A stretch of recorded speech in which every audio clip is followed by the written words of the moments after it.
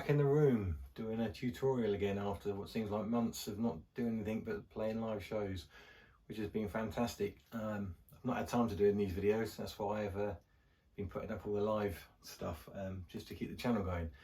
But I'm back now. I've just finished playing my last show of the year on Tuesday night, and then yesterday, which is Wednesday, I tested positive for COVID. I don't feel ill, I've got a little bit of a scratchy cough if anything, but I thought I'd be isolating out here in the old man cave that I built at the end of last year so I can get some more videos done, keep out of the way of the family. So yeah, that's that. So anyway, on with this tutorial. So the guitar solo on the studio version of A Kind of Magic features lots of different guitar parts. You've got some parts on the left speaker, some in the right, some harmony parts that join together in the middle. It's got a really good effect if you listen to it on headphones. They sort of call and response between the two speakers, a bit like in Bicycle Race, similar idea. Now, Brian never played this live on the Magic Tour. He came up with like a bit of a ad-lib bluesy kind of solo, which I've done a tutorial of a few months ago if you want to check that out. But the real reason is why Brian didn't play this solo live is because it's a complete it's to do it in one take, combining all the different parts, it's a bit of a workout, and it takes some doing, but it's good fun. I did used to do this a few years ago, and then I decided to make it easy myself and learn the Wembley 86 solo, because it's one of those, if you miss one of the notes, it kind of messes you up for the next three, because it's just a constant stream of sort of sixteenths really. It's just major scale positions all over the neck, which I'll show you. But yeah, that's the reason why I've never heard Brian play it live. I don't even think he's done it since, even with like Queen and Adam Lambert. He's kind of always done a variation. It's definitely a studio, not trickery because he did play it, but it's a studio solo. It's there for the effect of bouncing between the speakers and then the nice harmonies come in.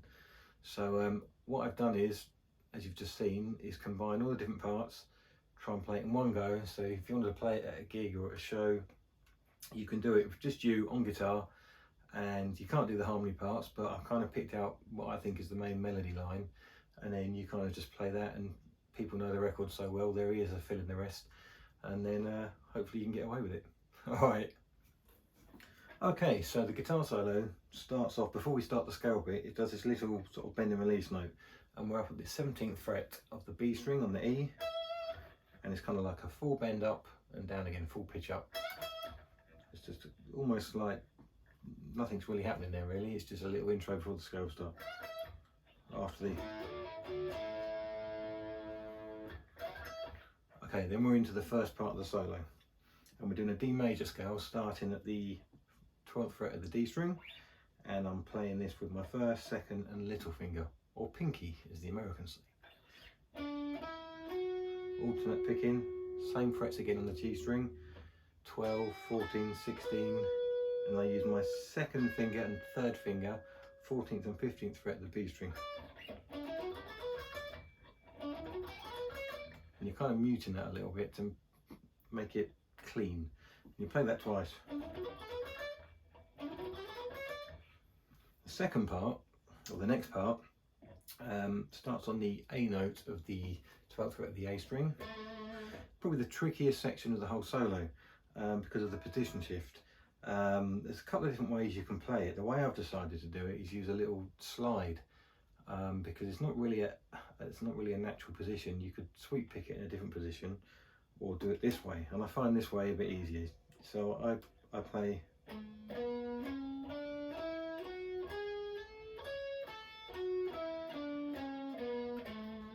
So again, I'll use my first, second and little finger, picking 3 notes per string. So 12, 14, 16, 12, 14, 16 the D. And I'm picking the 13th fret of the G string, and then I'm sliding up to the 14th, and then I'm using my little finger to jump to the 18th fret of the G string, pulling off to that 14th, and then back down the scale, 16, 14, 12 of the D, 16, 14, 12 of the A.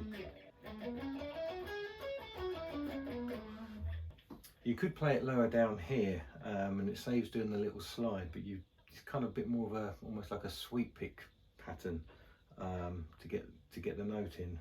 It's kind of like this.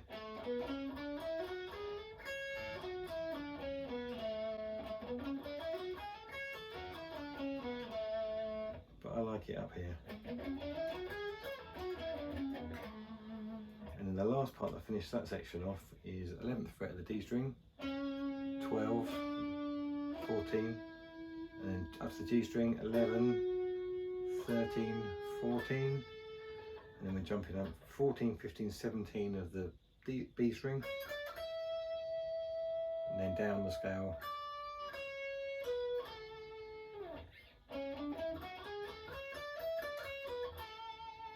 That's the first section.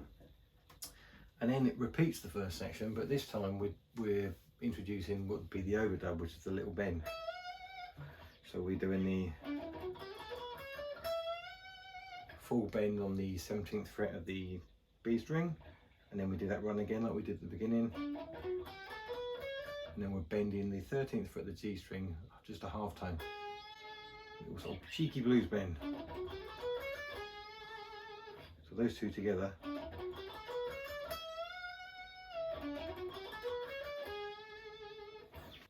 And then we've got a bit of a long ascending and descending run, which is this.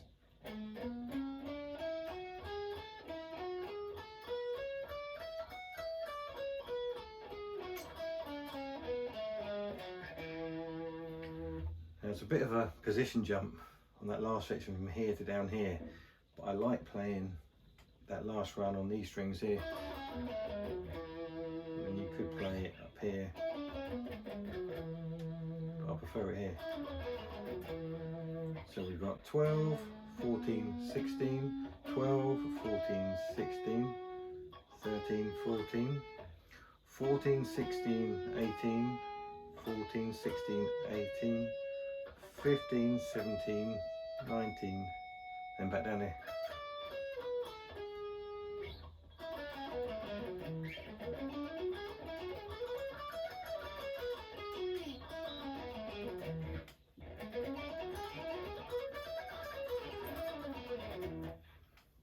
That's all alternate picking. I'm using a lot of little finger there. I kind of got used to these sort of 3 note per string shapes, playing a lot of Paul Gilbert stuff when I started playing years ago. So if using a little finger in these sort of 3 note per string shapes is quite unusual or awkward, I recommend going back to some old Paul Gilbert videos where he teaches you how to build up strength in your little finger, and it'd be really useful, especially for playing this solo.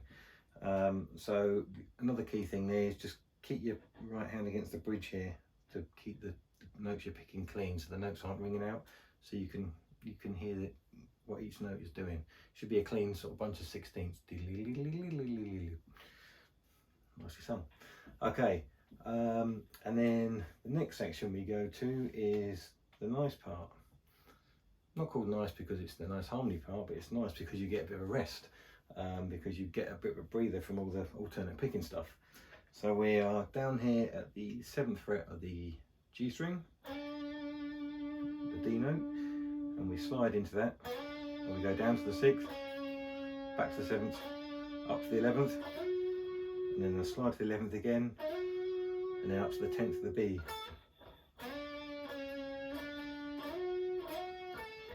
And then we have kind of like a little staccato part where the other harmonies come in, but we've only got one hand, so I've picked out what I think is the lead melody, if you like, and hopefully the audience's ears will pick out all the other parts that we can't do.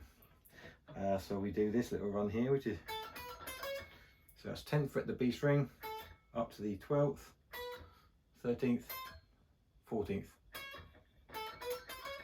and then we jump to the 17th fret the B string, the E, 14th of the high E, 16th, 17th. Okay, so on to the last lick, which is, again, it's all 3 note per string, alternate picked, but we're playing them as 16th notes, in kind of groups of 4, really. I'm not doing the classic 3 note per string triplet feel, which is the, you know, the 80s lick, the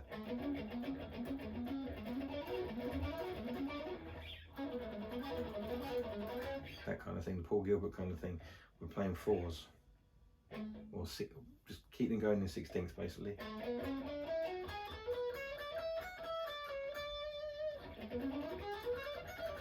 So they're just streaming out in 16ths, just keeping that hand going. So we've got 12, 14, 16, 12, 14, 16, 13, 14, 16, 14, 15, 17, one high F sharp on the 14th fret of the E, we're back down again on the E note, the 17th fret of the B, down to the D, down to the C sharp, and in on the D.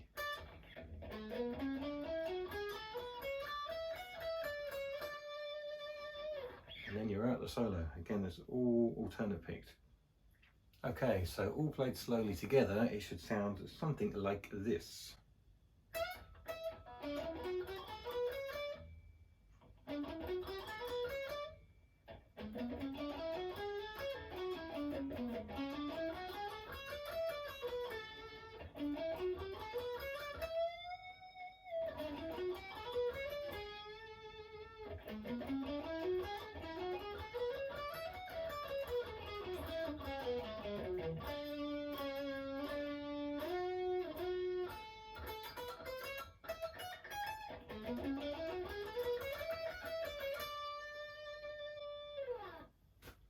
And hopefully that's enough to get you by.